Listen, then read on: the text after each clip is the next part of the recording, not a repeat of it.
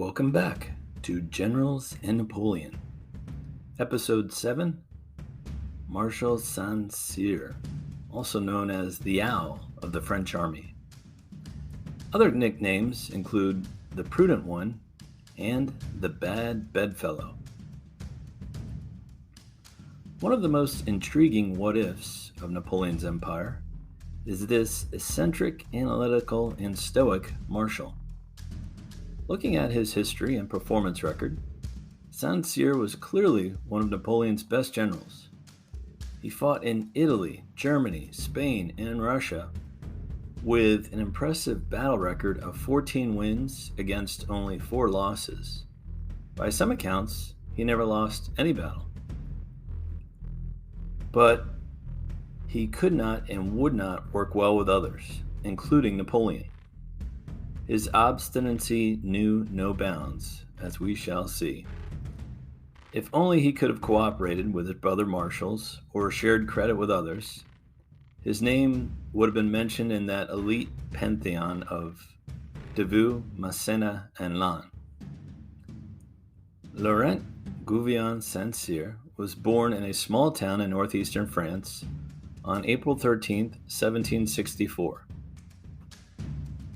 He had a tough upbringing. His parents were young when they got married.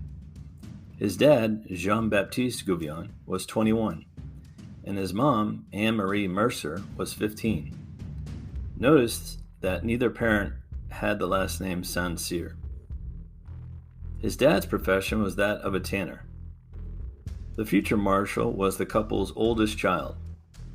His parents had 2 other sons, but both died in infancy.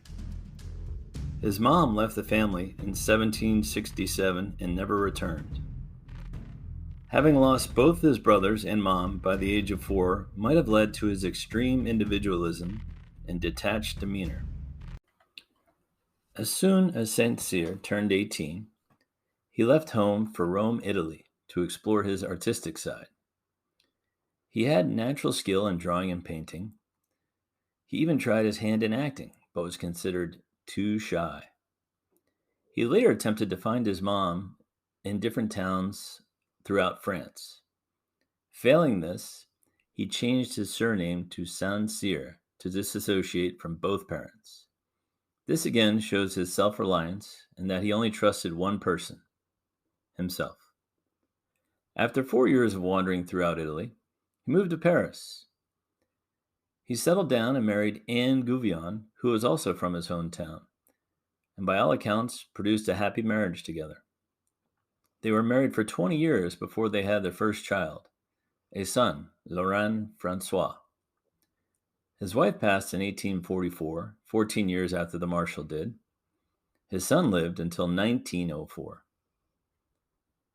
Getting back to the future Marshal, the year of 1789 radically changed his life. The French Revolution began, and the young, intelligent, and artistic Saint-Cyr embraced the ideals that came along with it. The main attraction for him was getting credit for individual achievement, regardless of your social class. In September of 1792, he enlisted as a volunteer in the 1st Battalion of Chasseurs Républicains. His leadership skills and natural brilliance quickly got him promoted to sergeant major. By November of that year, he was promoted to captain, which is pretty fast, even by revolutionary France standards. His anti-royalist beliefs helped move him up the army's promotion ladder quickly. Eventually, Saint-Cyr's battalion was sent to the French Army of the Rhine under the command of General Custine. A story goes that the general was riding by Captain Saint-Cyr and noticed him sketching enemy positions along with detailed topography. The general was impressed and promoted him to his general staff in 1793.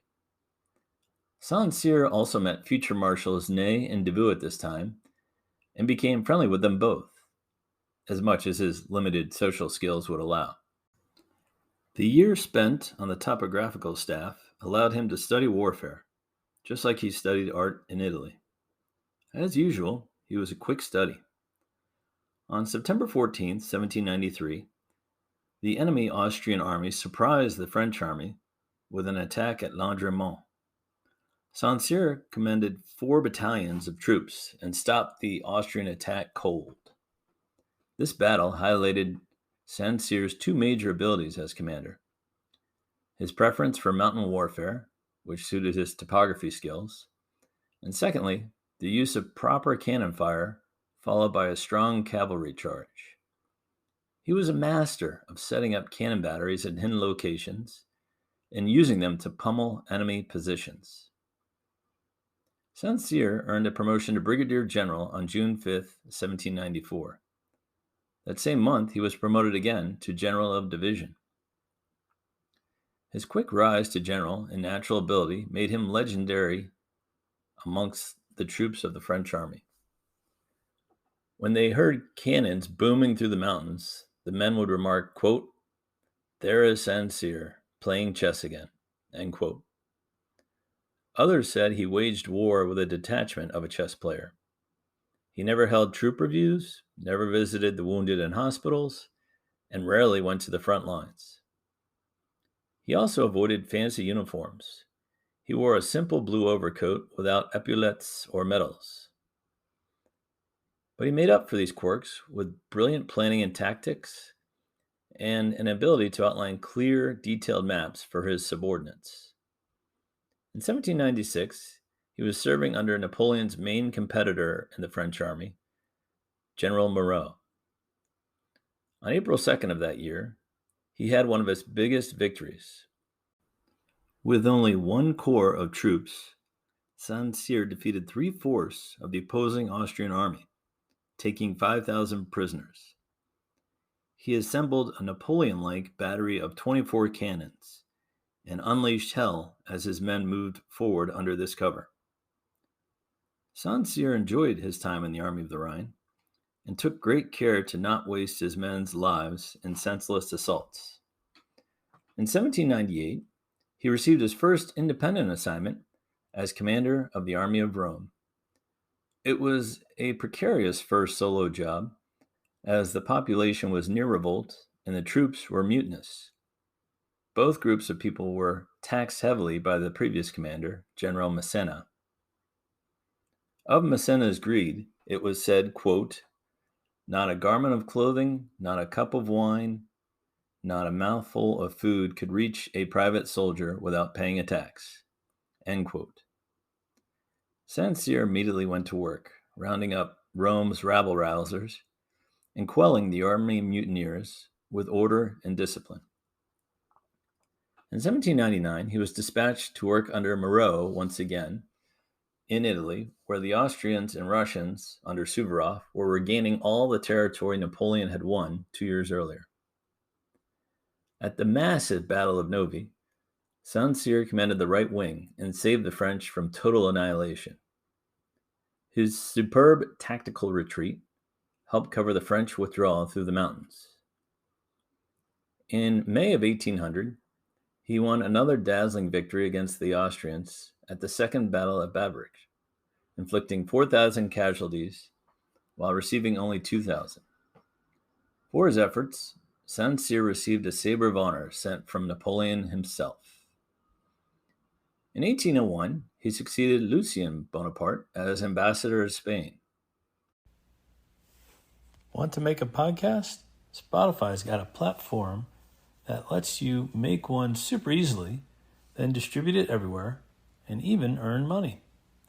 All in one place for free. It's called Spotify for Podcasters, and here's how it works. Spotify for Podcasters lets you record and edit podcasts right from your phone or computer. So no matter what your setup is like, you can start creating today. Then you can distribute your podcast to Spotify and everywhere else podcasts are heard. With Spotify for Podcasters, you can earn money in a variety of ways, including ads and podcast subscriptions. And best of all, it's totally free with no catch. He had some accomplishments, such as inducing Portugal to break off relations with its oldest ally, England. But his cool, detached temperament wasn't suited for the corrupt court of the Spanish, and he was recalled in 1803. The following year was a difficult one for Saint-Cyr. In May of 1804, the list of 18 marshals was published, and Saint-Cyr was not on the list, despite being one of the better generals in the army. Later that year, during Napoleon's coronation as Emperor of the French, Saint-Cyr opted not to attend. He flat out refused to sign a petition passed amongst the French officer corps that asked Napoleon to make himself emperor. Napoleon was always suspicious of Saint-Cyr for serving under his nemesis, Moreau.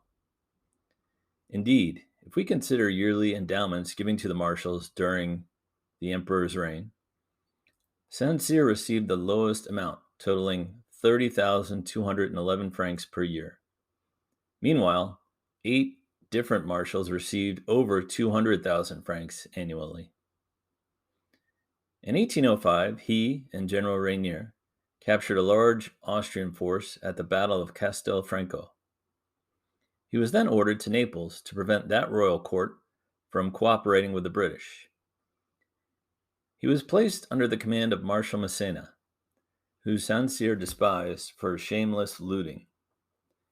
Furious at losing his independent command, he sent a letter of resignation to Massena and left for Paris without permission. Saint-Cyr arrived there on the morning of January 5, 1806.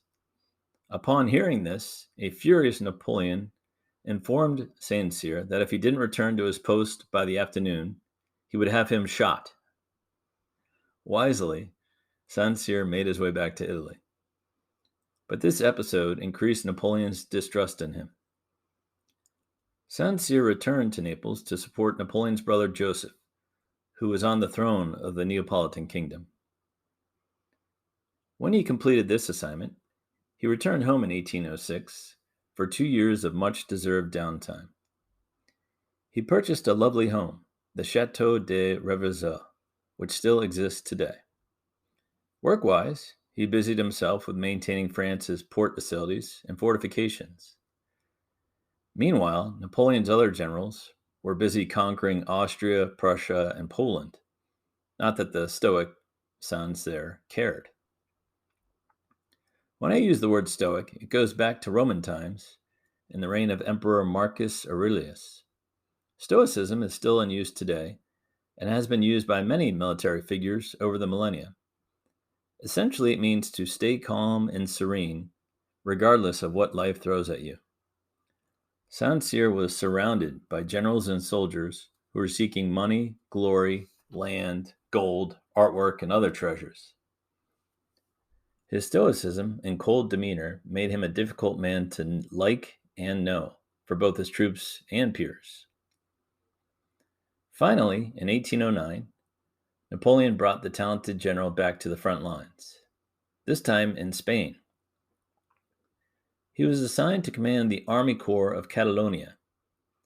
It was a tough assignment, as it required holding a large mountainous territory against the Spanish army and guerrilla soldiers. He only had a mixed force of 48,000 French, Italian, Swiss, and German troops to hold it.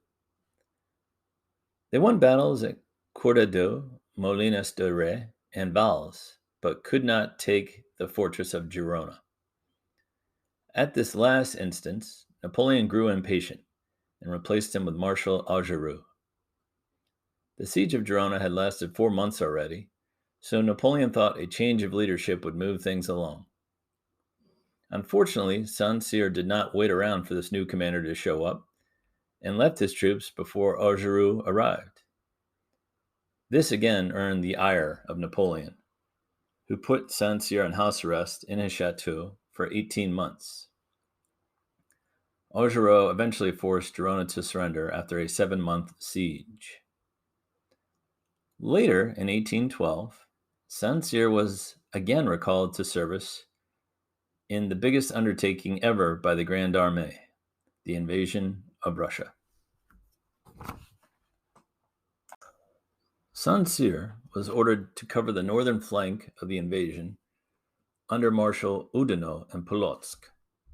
In August, the Russians, under General Wittgenstein, attacked Polotsk and almost had a total victory.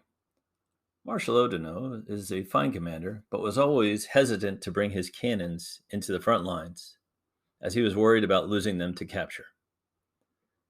The Battle of Polotsk featured 30,000 Russians attacking Oudinot's 24,000 troops. Oudinot was injured early in the battle and handed command over to Saint-Cyr. The shrewd general snatched victory from certain defeat. He retreated towards the river around Polotsk and concealed his troops in the natural topography in the area. The next morning, he launched a surprise attack that carried the day. Saint-Cyr suffered less than 1,000 casualties, while the Russians were thrashed with 3,000 casualties, along with 1,500 prisoners and 20 cannons lost. This finally earned Saint-Cyr his marshal's baton. True to his nature, he sent a long letter to his wife at that time and only mentioned his promotion in one sentence. But it meant a lot to him to achieve this, even though he probably deserved the marshal's baton 8 years earlier. In October, he retired from the front lines in Russia due to a wound that took a few months to recover from. In early 1813, he came down with typhus and again had to convalesce. In August, he was fully recovered and took over command of the French corps of troops based in Dresden. In 1813, following the disastrous retreat of Napoleon from Russia, the emperor had won 2 major battles against the Allies at Lutzen and Bautzen. Following these successes, Napoleon agreed to an armistice with the Allies to reinforce and refit his troops. The Allies did the same. The armistice ended, and the Allies advanced to surround Dresden with 230,000 troops. Saint-Cyr could only oppose them with 19,000 infantry and 5,500 cavalry. But, like a master chess player, he positioned them well to hold off the Allies until Napoleon arrived with reinforcements. This would be the first time Saint-Cyr worked side by side with Napoleon. Both men were impressed with each other. Napoleon remarked, quote, "He is the best man among us in the line of defense, though I am superior to him in attack," end quote. For many reasons, the Allies dawdled in front of Dresden and did not immediately attack. This gave Napoleon time to show up with 155,000 troops to reinforce Saint-Cyr. I can only imagine the Allied troops' despair when they heard the shouts of "Vive l'Empereur!" The ensuing Battle of Dresden resulted in the Allies being defeated by Napoleon yet again, and they withdrew. Saint-Cyr remained with Napoleon at Dresden and recommended a strong, dramatic offensive with a united French army. Oddly, against Saint-Cyr's advice, Napoleon broke apart his force and pursued the Allies piecemeal. Soon after, Marshal Macdonald's troops were beaten by the Prussians under Blücher, and General Van Damme's pursuit force was utterly routed by the Allies, and the general himself was captured. Saint-Cyr couldn't believe that he would not be involved in the epic Battle of Leipzig, where Napoleon broke one of his cardinal rules. That maxim is as follows: at the decisive moment of a campaign, all possible forces must be concentrated in a central position. But Napoleon went in a different direction. He felt he needed to maintain his hold on Germany, with Saint-Cyr in Dresden and Marshal Davout holding Hamburg. Saint-Cyr was ordered to stay in Dresden and hold it at all costs, with 22,000 troops and 8 days of rations. These troops could have been better utilized at Leipzig. Following the horrific loss for Napoleon at the subsequent Battle of Nations, as Leipzig was called, Saint-Cyr's troops were blockaded in Dresden. He and his soldiers slowly starved, but he sternly forbade looting and requisitioning from the locals. He finally capitulated on November 11th and was taken as a prisoner of war. He was repatriated after Napoleon's abdication of the throne in 1814. He didn't flock to the returning King Louis XVIII as the other marshals did. When Louis fled in 1815 during Napoleon's return, Saint-Cyr stayed at his chateau during the Hundred Days' reign. Following Waterloo, he accepted the position of Minister of War under King Louis. He was unable, however, to prevent the dissolution of the imperial army. France was heavily in debt, and King Louis wanted a smaller army consisting of fervent royalists, no matter how incompetent they were as soldiers. Saint-Cyr also did everything in his power to prevent the execution of his old friend and brother Marshal Ney. He gave him a passport to get out of the country, but Ney was captured. Saint-Cyr then assembled a jury of 4 other Napoleonic marshals, but was thwarted when Marshal Montcy refused to even sit in it. In 1817, he finally made important strides in shaping the French army into a national force rather than a dynastic force. He believed in a well-organized, well-trained military force with a clear set of rights and duties. It is this legacy of Saint-Cyr which remains in most professional armies today. Saint-Cyr also established training schools for general staff officers and quartermasters. In 1819, he retired from his post to his chateau, where he spent his remaining years raising his son, farming, and penning his memoirs. In 1830, he suffered a major heart attack and passed away on March 17th of that year. Of Saint-Cyr's memory, one of his fellow officers said of him, quote, "It was impossible to find a calmer man. The greatest dangers, disappointments, successes, defeats were alike unable to move him.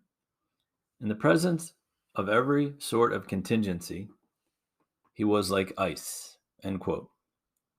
I think this is a good point for us to finish our episode. Join us again next time when we will discuss the hard luck career of Marshal Jourdan, with the unfortunate nickname of the Anvil, because he was hammered so many times in battle. But we will get into that on the next episode. Thanks for listening.